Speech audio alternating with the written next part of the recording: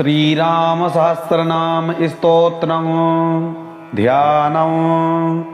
ध्यायेदाजानुबाहुं धृतशरधनुसंबद्धपद्मासनस्थं पीतं वासो वसानं नवकमलदलस्पर्धिनेत्रं प्रसन्नं वामाङ्कारूढसीता मुखकमलमिलल्लोचनो नीरदाभं नानालङ्कारदीप्तं दधतमुरुजटामण्डलं रामचन्द्रं नीलाम्बोधरकान्तिकान्तमनिशं वीरासनाध्यासिनं मुद्रां ज्ञानमयीं दधानमपरं हस्ताम्बुजं जानुनी सीतां पार्श्वगतां सरोरुहकरां विद्युन्निभां राघवां पश्यन्तीं मुकुटाङ्गदादिविविधा कल्पोज्ज्वलाङ्गं भजे। स्तोत्रं राजीवलोचनः श्रीमान् श्रीरामो रघुपुङ्गवः रामभद्रः सदाचारो राजेन्द्रो जानकीपतिः अग्रगण्यो वरेण्यश्च वरदः परमेश्वरः जनार्दनो जितामित्रः परार्थैकप्रयोजनः विश्वामित्रप्रियो दान्तः शत्रुजिच्छत्रुतापनः सर्वज्ञः सर्वदेवादिः शरण्यो वालिमर्दनः ज्ञानभाव्यपरिच्छेद्यो वाग्मी सत्यव्रतः शुचिः ज्ञानगम्यो दृढप्रज्ञः खरध्वंसी प्रतापवान् द्युतिमानात्मवान् वीरो जितक्रोधो रिमर्दनः विश्वरूपो विशालाक्षः प्रभुः परिदृढो दृढः ईशः खड्गधरः श्रीमान् कौसलेयो नसूयकः विपुलांशो महोरस्कः परमेष्ठी परायणः सत्यव्रतः सत्यसन्धो गुरुः परमधार्मिकः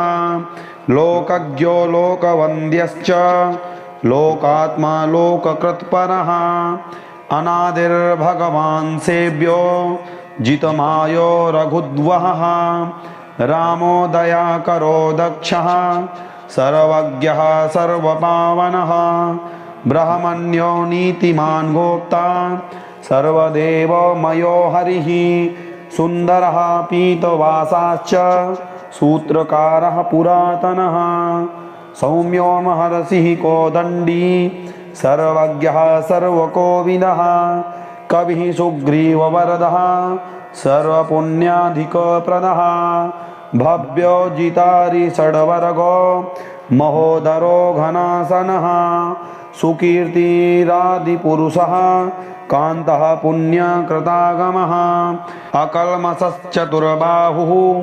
सर्वावासो दुरासदः स्मितभाषी निवृत्तात्मा स्मृतिमान् वीर्यवान् प्रभुः धीरो दान्तो घनश्यामः सर्वायुधविशारदः अध्यात्मयोगनिलयः सुमना लक्ष्मणाग्रजः सर्वतीर्थमयसूरः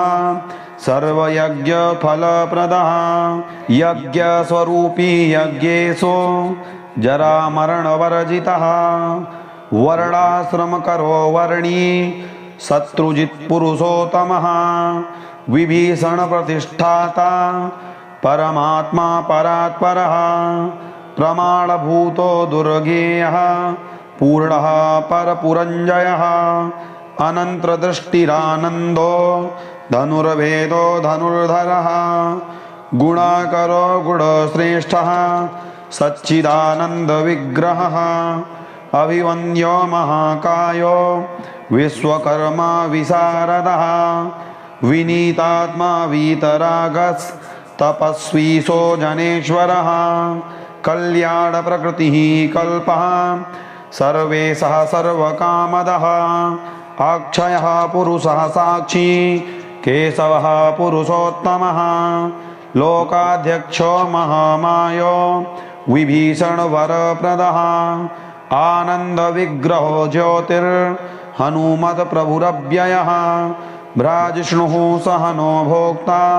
सत्यवादी बहुश्रुतः सुखदः कारणं कर्ता भवबन्धविमोचनः देवचूडामणिर्नेता ब्रह्मण्यो ब्रह्मवर्धनः संसारोत्तारको रामः सर्वदुःखविमोक्षकृत विद्वत्तमो विश्वकर्ता विश्वहर्ता च विश्वकृत नित्यो नियतकल्याणः सीताशोकविनाशकृत काकुत्स्थः पुण्डरीकाक्षो विश्वामित्रभयापहः मारीचमथनो रामो विराधवधपण्डितः दुःस्वप्ननाशनो रम्यः किरीटी त्रिदशाधिपः महाधनुर्महाकायो भीमो भीमपराक्रमः तत्त्वस्वरूपी तत्त्वज्ञस्तत्त्ववादी सुविक्रमः भूतात्मा भूतकृतस्वामी कालज्ञानी महापटुः अनिर्भिन्नो गुणग्राही निष्कलङ्कः कलङ्कः स्वभावभद्रशत्रुघ्नः केशवः स्थाणुरीश्वरः भूताधिशम्भुरादित्यः स्तविष्ठः शाश्वतो ध्रुवः कवची कुण्डली चक्री खड्गी भक्तजनप्रियः अमृत्युर्जन्मरहितः सर्वजित् सर्वगोचरः अनुत्तमो प्रमेयात्मा सर्वादिगुणसागरः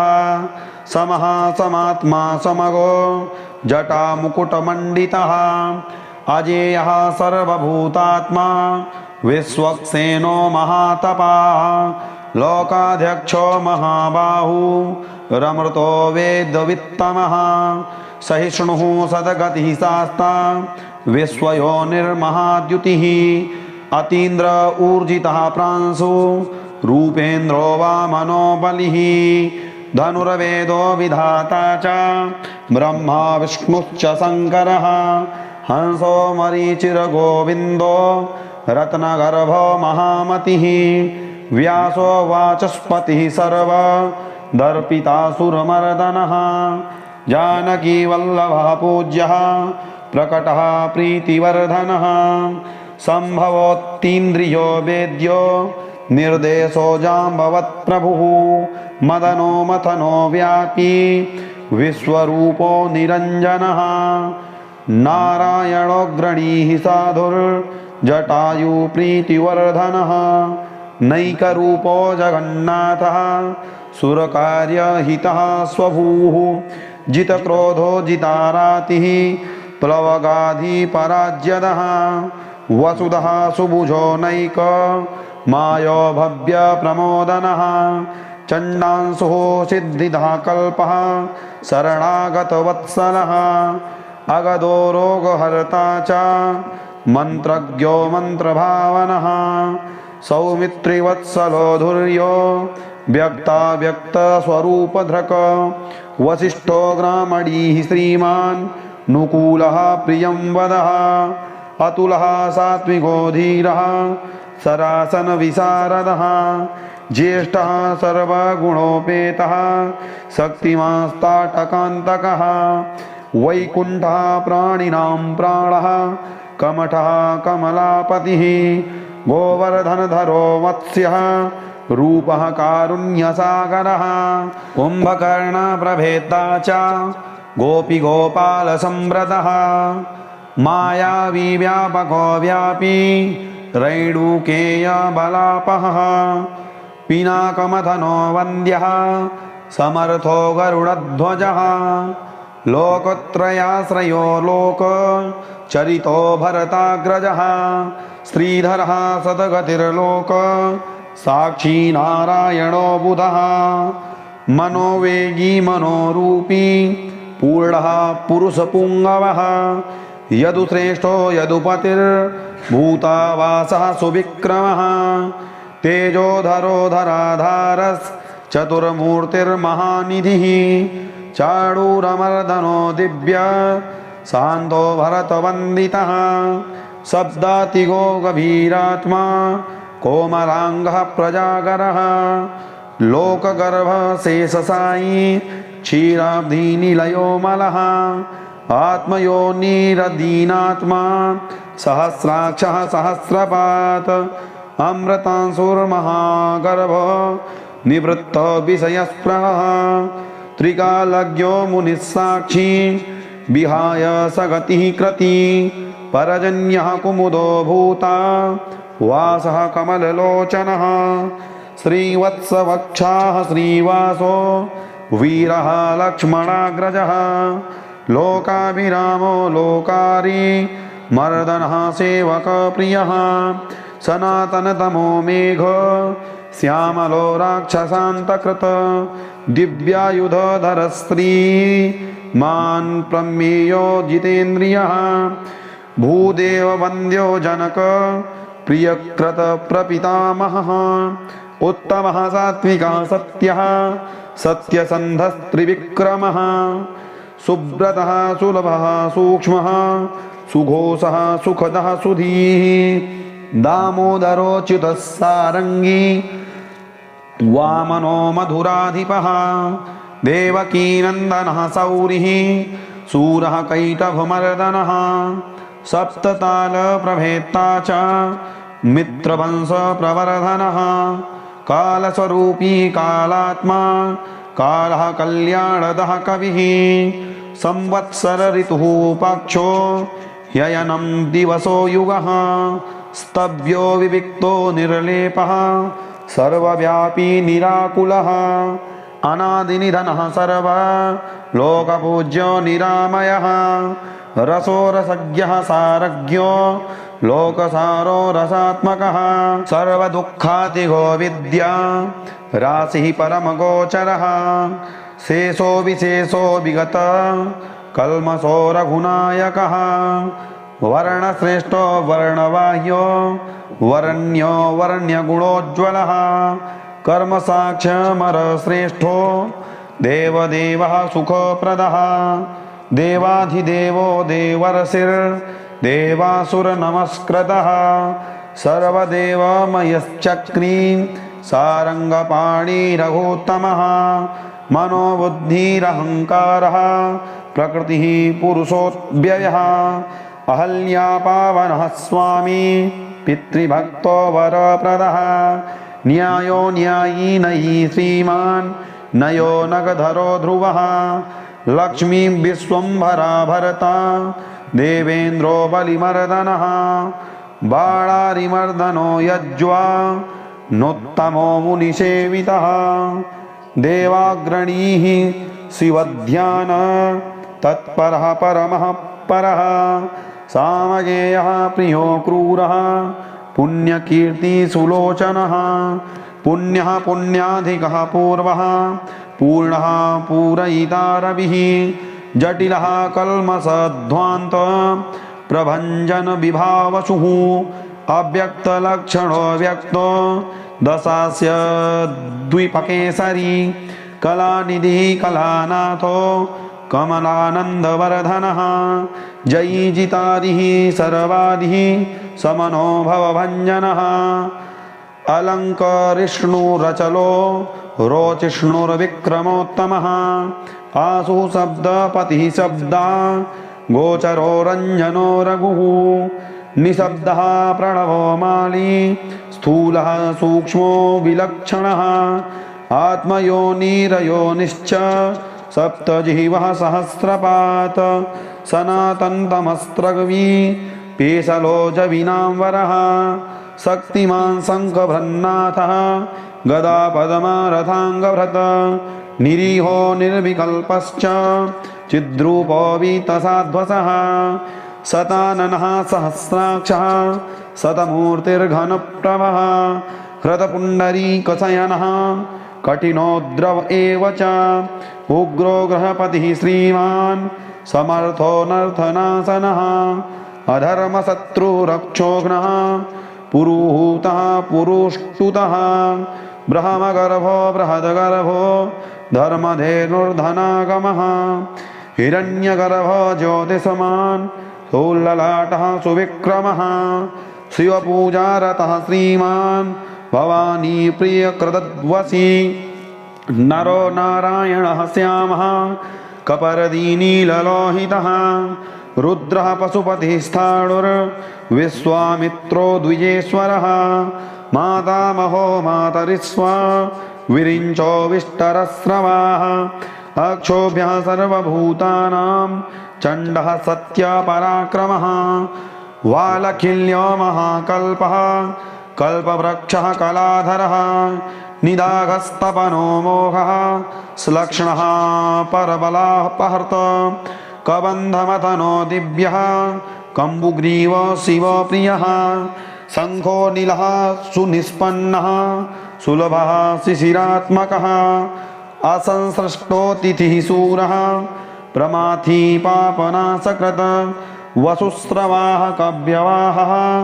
प्रतप्तो विश्वभोजनः रामो नीलोत्पलश्यामो ज्ञानस्कन्धो महाद्युतिः पवित्रपादः पापारिर्मणिपूरो नभो गतिः उत्तारणो दुष्कृतिः दुर्धर्षो दुस्सहो भयः अमृतेशो मृतवपुर्धर्मी धर्मः कृपाकरः भर्गो विवस्वानदित्यो योगाचार्यो दिवस्पतिः उदारकीर्तिरुद्योगी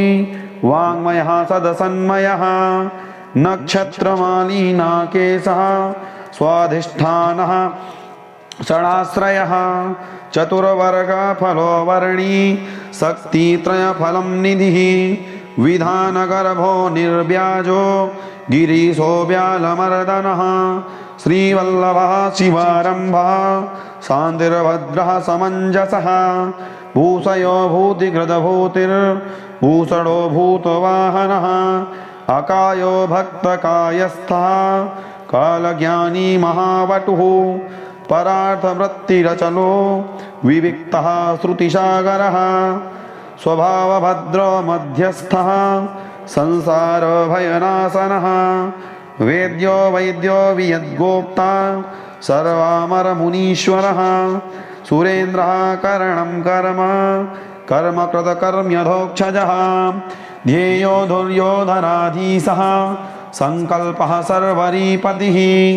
परमार्थगुरुर्वृद्धः शुचिराश्रितवत्सलः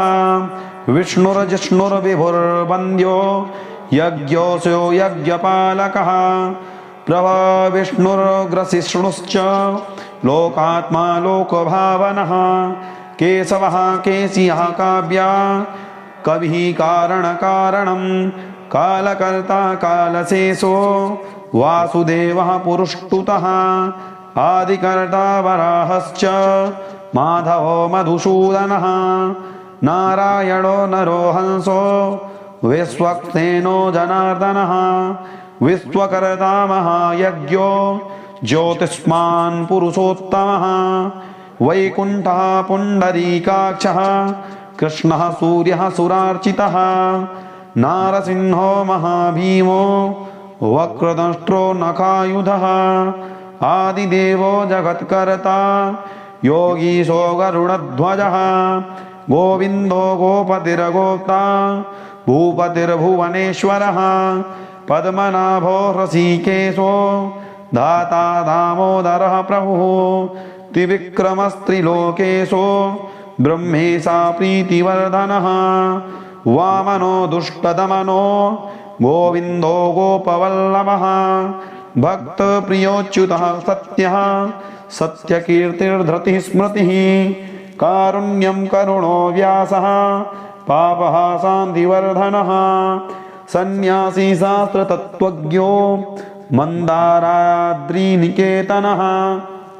वदरीनिलयः शान्तः तपस्वी वैद्युतप्रभः भूतावासो गुहावासः श्रीनिवासः स्यापतिः तमोवासो मुदावासः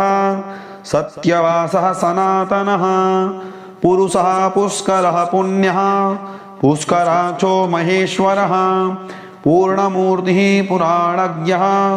पुण्यदः कीर्तिवर्धनः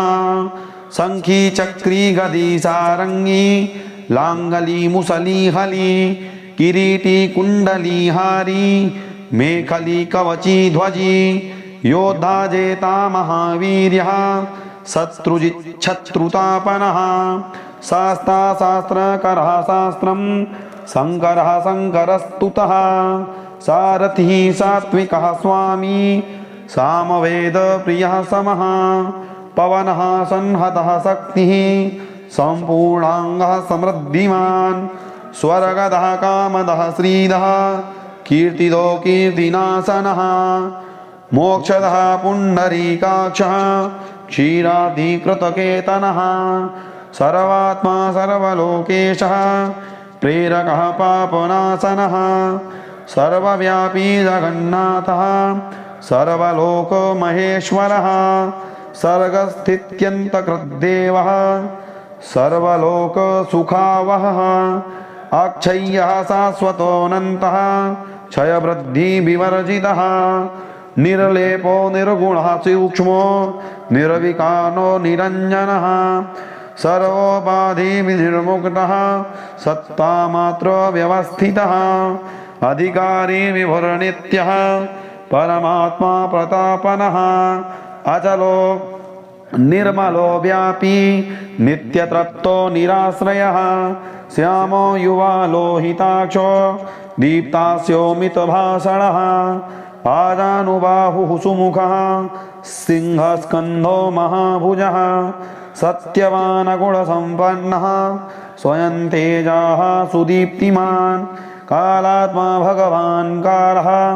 कालचक्रप्रवर्तकः नारायणः परञ्ज्योतिः परमात्मा सनातनः विश्वसं विश्वगोप्ता च विश्वभोक्ता च शाश्वतः विश्वेश्वरो विश्वमूर्तिर्विश्वात्मा विश्वभावनः सर्वभूतसुहृच्छान्तः सर्वभूतानुकम्पनः सर्वेश्वरेश्वरः सर्वः श्रीमानाश्रितवत्सरः सर्वगः सर्वभूतेशः सर्वभूताशयस्थितः अभ्यन्तरस्थस्तमसश्चेता नारायणः परः अनादिनिधनः स्रष्टा प्रजापतिपतिर्हरिः नरसिंहो हृषीकेशः सर्वात्मा सर्वदृग्वशी जगतस्तस्थुकश्चैव प्रभुर्नेता सनातनः कर्ता धाता विधाता च सर्वेषां प्रभुरीश्वरः सहस्रमूर्तिर्विश्वात्मा विष्णुर्विश्वदृगव्ययः पुराणपुरुषः स्रष्टा सहस्राक्षः सहस्रपात् तत्त्वं नारायणो विष्णुर्वासुदेवः सनातनः परमात्मा परं ब्रह्म सच्चिदानन्दविग्रहः परञ्ज्योतिः परं धाम पराकाशः परात्परः अच्युतः पुरुषः कृष्णः शाश्वतः शिव ईश्वरः नित्यः सर्वगतस्थाणु रुग्रः साक्षी प्रजापतिः हिरण्यगर्भः सविता लोककृल्लोकभृद्विभुः रामः श्रीमान् महाविष्णुर्जिष्णुर्देवहितावहः तत्त्वात्मा तारकं ब्रह्म शाश्वतः सर्वसिद्धिदः अकारवाचो भगवान् श्रीर्भूलीलापतिः पुमान् सर्वलोकेश्वरः श्रीमान् सर्वज्ञः सर्वतोमुखः स्वामी सुशीलः सुलभः सर्वज्ञः सर्वशक्तिमान् नित्यः सम्पूर्णकामश्च नैसर्गिकसुहृत्सुखी कृपापीयूषजलधि शरण्यः सर्वदेहिनां श्रीमन्नारायणः स्वामी जगतां पतिरीश्वरः श्रीसहस्रन्यो भूतानां संस्थिताभीष्टदायकः अनन्तः श्रीपतिः रामो गुणभृन्निर्गुणो महान् इति श्री आनंद रामायणे वाल्मीकिये श्रीराम सहस्रनाम स्तोत्रम संपूर्ण। जो साधक भगवान श्री राम के इस सहस्त्र नाम स्तोत्र का पाठ करता है, भगवान श्री राम की अविचल भक्ति एवं कृपा को प्राप्त करता है। पूरा वीडियो देखने के लिए धन्यवाद। यदि चैनल में नए हैं तो चैनल को सब्सक्राइब अवश्य कर लें, साथ ही बेल आइकन को प्रेस करें एवं कमेंट बॉक्स में अपनी राय अवश्य दें। मिलते हैं अगली वीडियो में, तब तक के लिए जय श्री कृष्ण, जय श्री राधे।